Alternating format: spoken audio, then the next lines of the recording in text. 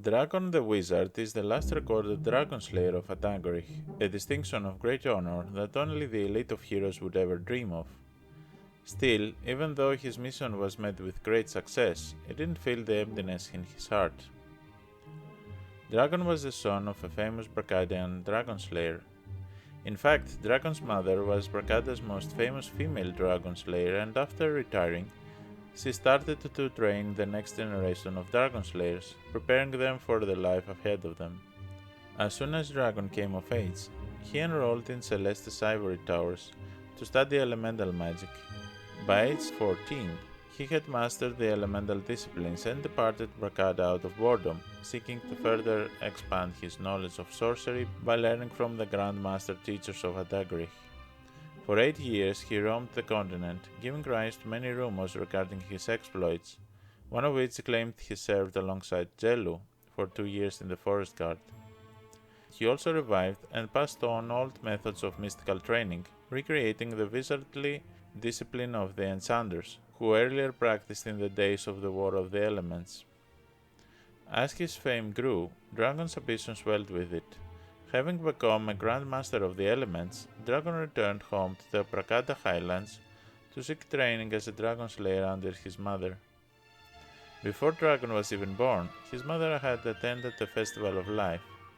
Inspired by the events she saw there, she took some red crystals and created a golem-like dragon creature, the Crystal Dragon.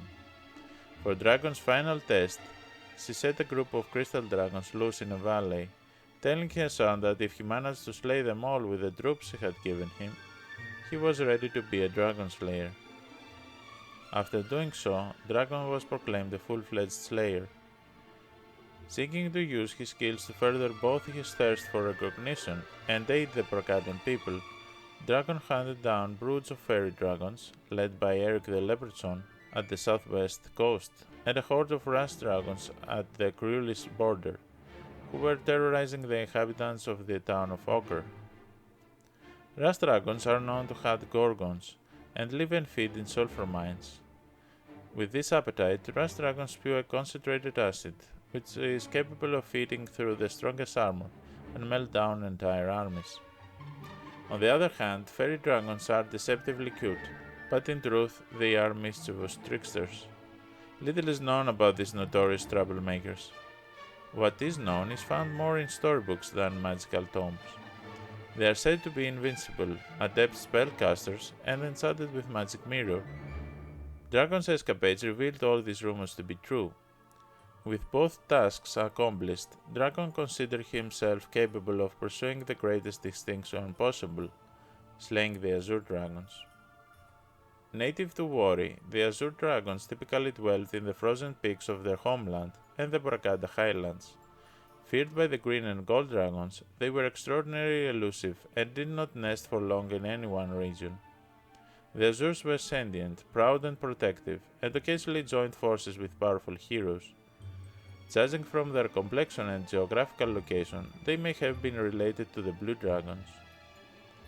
Scaling the highest cliffs in the country, Dragon and his enchanters tracked and hunted down a massive pack of Azure Dragons at a plateau brimming with energy. His path was blocked by hordes of various types of dragons, who were guarding the nests with their lives. Routing and slaying the nest in its entirety, Dragon nevertheless failed to revel in his accomplishment. It all came to nothing, as Dragon was driven by his blind ambition of becoming a dragon slayer, rather than a higher purpose or meaning. In his own words, "My victory is hollow. I do not understand why.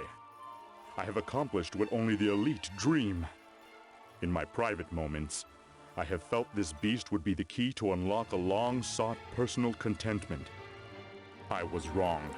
My dissatisfaction stirs, and I wonder, what is next?" Thank you for watching. If you like this video, make sure you subscribe on this channel and consider supporting me on Patreon. Leave a comment below to let me know what other part of Hero Story lore you would like to be explored next. Cheers.